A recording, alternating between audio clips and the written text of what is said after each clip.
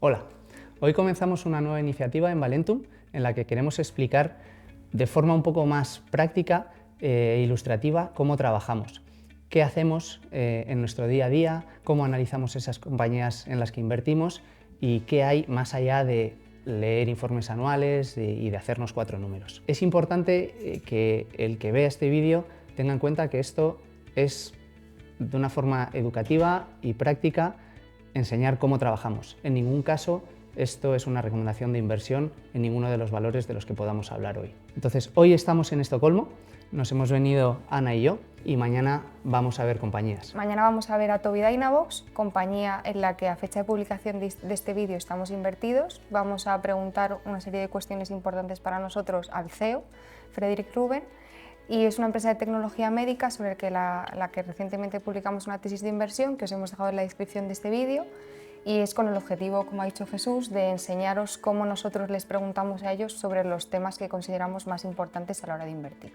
De hecho, estas entrevistas son un pilar muy importante para nosotros.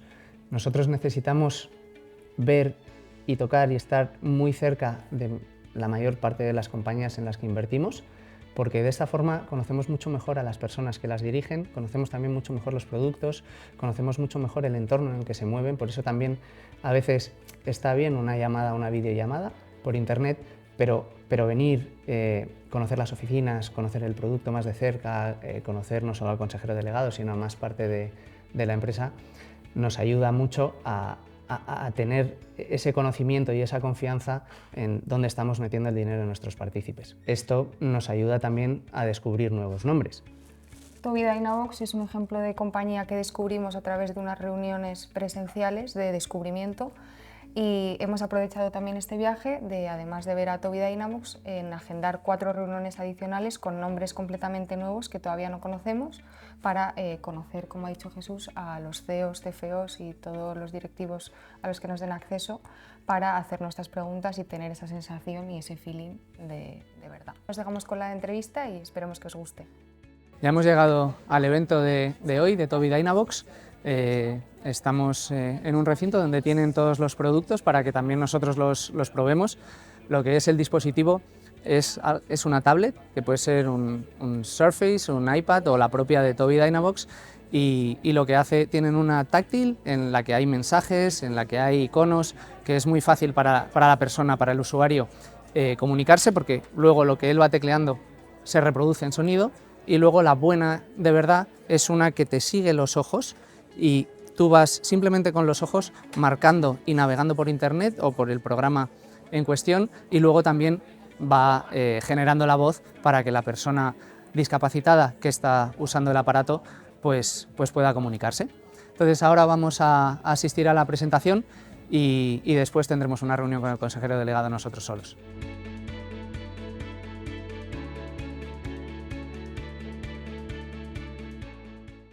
Good morning, I'm Anna, analyst at Valentum. I'm here with Jesús. We are in Stockholm, in Sweden. We have the pleasure today to speak with the CEO of a company that currently, at the date of this recording, we are invested in the Valentum Fund. We are here with Frederick Ruben, the CEO of Tobii Dynavox. Thank you so much for the opportunity, Frederick. I'm so proud to have you here. Welcome to Stockholm. Thank you so much. So, as you know, we are long-term investors, and we always want to have these discussions with the companies to have a greater feeling. So our first question is about growth. You have issued a new long-term guidance, and you have said that you are going to grow on average 20% during 3 to 5 to 4 years. So what is driving that great growth and that sustainable growth? Sure. So I think maybe if we look that into the perspective of the involvement of this company, something has happened in the past 2-3 years, and I think it's both because of and thanks to COVID, where we of course were quite highly hit by COVID, but COVID gave us an opportunity to work on our biggest challenge, which is awareness. So we spent COVID, when everybody was locked down, to educate the prescribers of our products. And in our space there's speech language pathologists, sometimes occupational therapists. And what has happened since we came out of COVID for the probably 6, 7, 8 quarters is that we have embarked on a much faster growth journey.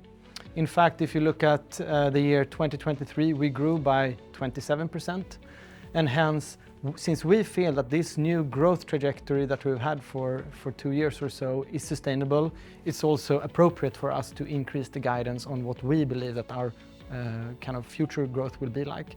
And that's when we concluded on that over time, on average, we will grow by 20% per year. What we do with that 20% is we deduct any FX adjustments, so currency fluctuations. But on the other hand, from time to time, we make typically quite small acquisitions. We include that in the 20%. But we feel that this is appropriate because this is the new level that we are on, and we truly feel that that is sustainable. Great. And a link to growth, you have talked about awareness. It's very amazing to see that in your largest market, that is the US, even there the awareness is very low. So yes. What is the explanation for that small awareness in such a market? Yeah, so if we go back to the fact that assistive technology is something that has existed for, thousands of years. If you talk about mobility aids, hearing aids, vision aids, etc. But the type of assistive technology that we work with, which is communication aid, that's actually something that hasn't been around all that long. Our products are, however, just like the other aids, prescribed. So you go to a therapist and they basically prescribed this tool to their users. In our space, again, the main prescriber group is speech-language pathologists. That's a master's degree or a doctorate education. And in most countries, they receive maybe one course of training on communication aid. The rest is other things. So the awareness is super, super low on the installed base. We are the biggest company in this space, so we feel that it's our obligation to actually increase awareness, but of course that benefits us too. And also in your long-term targets, you have an EBIT margin target that is reaching and exceeding 15%. What is the possibilities to leverage the R&D and sales representative cost that you see? Are you seeing already any examples of sales representative leveraging that cost? Yes, so we minted 5-6 years ago the new go-to-market strategy, which then was called training is the new selling. So when our representatives are out in the field, they're not out there to sell a product. What they do is they educate the prescriber how to be efficient and successful with their patient using our tools. What happens then is that the more we educate those prescribers, the better they become at their job. Actually, the less we have to work because they become more self-sufficient. And that to me is a natural example of how we leverage. With that said, the vast majority of prescribers in any market are unaware of this, so we still need to push more people out in the field. If you combine that with our R&D cost, we believe that we have a really good product portfolio right now. One of the reasons why it's good is because it's actually quite easy to use. You have tried some of our products ourselves, right? It's not that complicated to get started. So we feel that we currently have a really good product portfolio. We will continue to invest in the product portfolio, but as a percentage of our revenue, we don't necessarily see that it will have to go up. Quite the contrary, it could definitely go down, even though we continue to have a world-leading portfolio. So more people in the field who work smarter, not harder necessarily, and then great product that continue to foster this growth. That's leverage to me.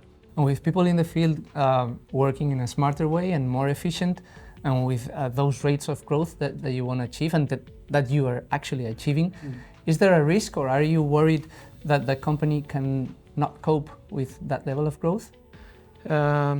We actually pace it quite diligently, not to grow too fast. And then I'm more talking about adding more colleagues or growing the team, because we need to make sure that we A, find the right people, B, onboard them and train them, and C, making sure that they are they fit into the machinery. And we are a reasonably big company, but we're not infinitely big. So we need to make sure that we pace that so that there's always a high degree of quality in that. But I do honestly believe that I cannot currently see a ceiling on when we will see this to start to fade off, when we need to break it. I just think we need to do it in a paced approach. But again, Tobii Dynavox is a super tanker. And how do you see Tobii maybe in 5 years' time in terms of market positioning, margins and growth? So the targets that we expressed, we basically foresee an average growth of 20% per year, and we want to reach and exceed an EBIT margin north of 15%, so not at 15%, but going forward. My best guess is that past performance is an indicator of future performance. We are at some sort of trajectory.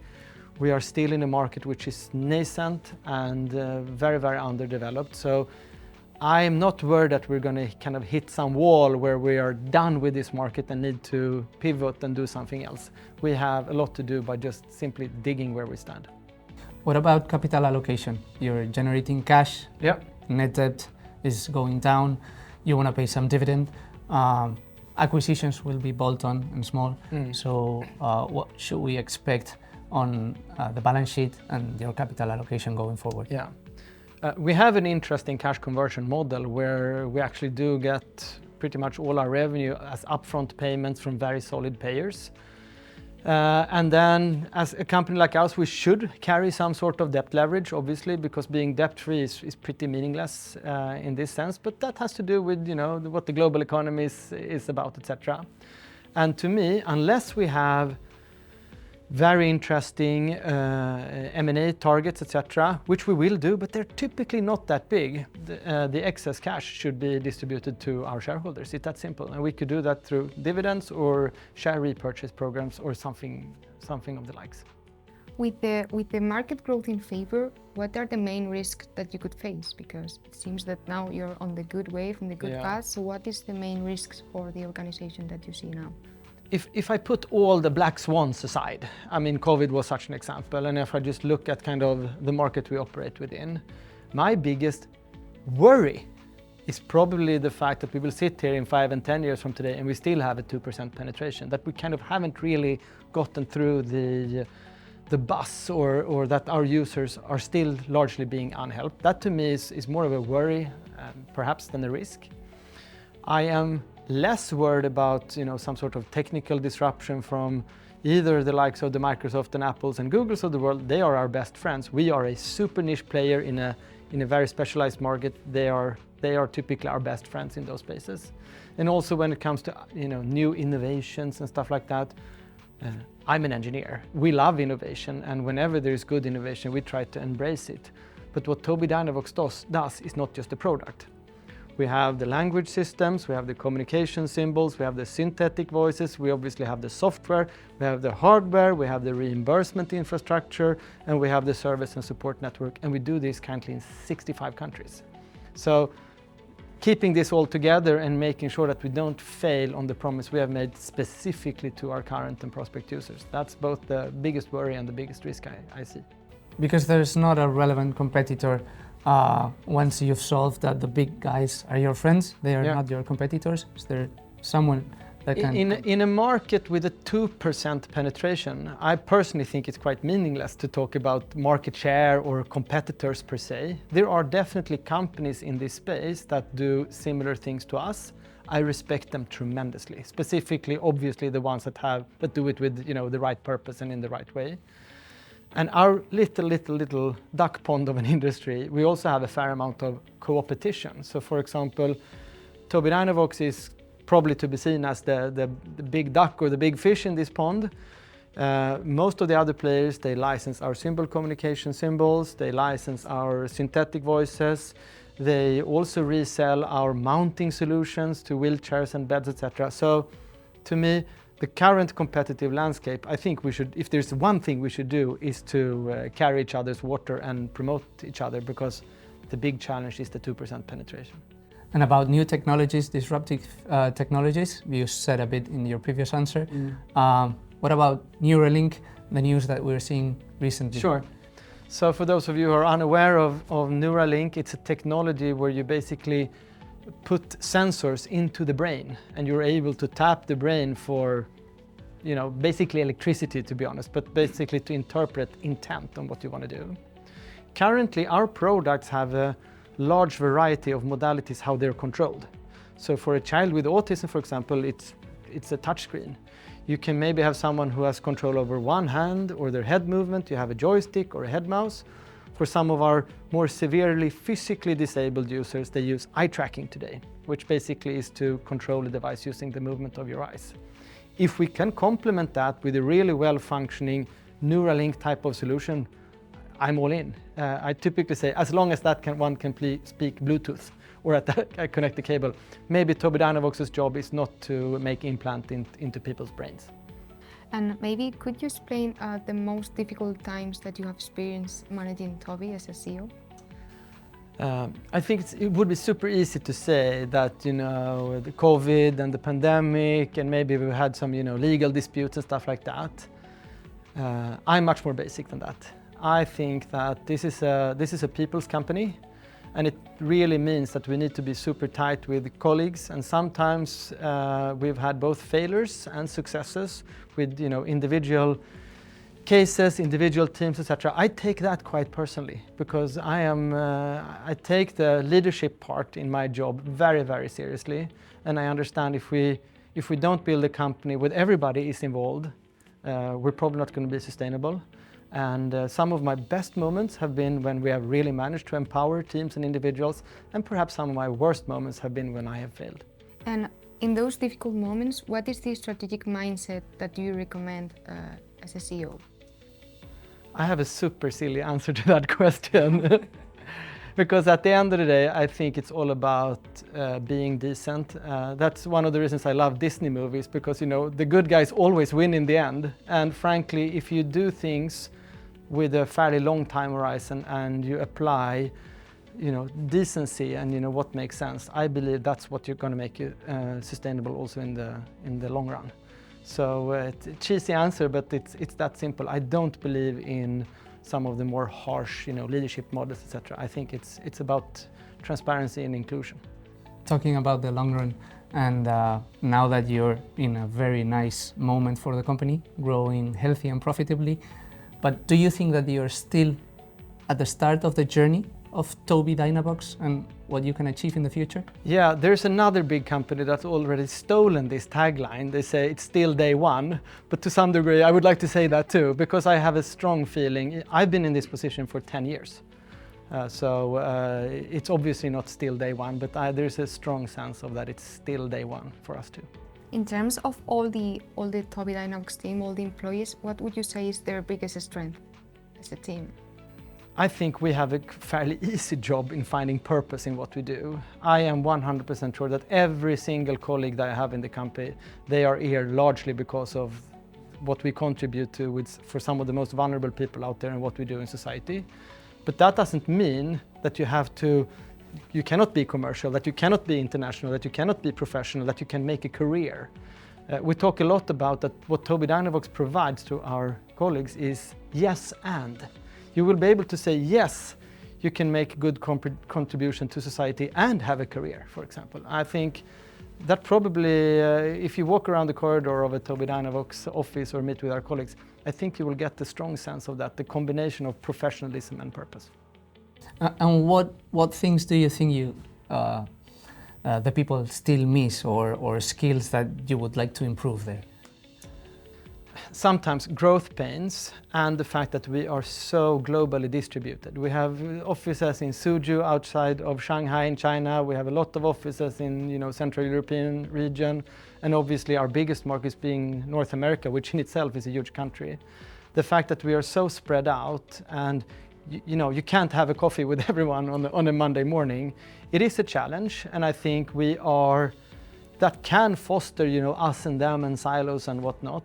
I'm working super hard to make sure that even though we're physically far away from each other, that we can kind of gather around the campfire and act as one company. But that's probably, if you would ask around, something that people see, that we're not super aligned every day of the week. But at the end of the day, we've met Tara, who's in charge of the US, Linda, the CFO, Niels, the rest of the world, you, and I guess there's a mid-management team that Absolutely, is the bridge to what you were talking, right?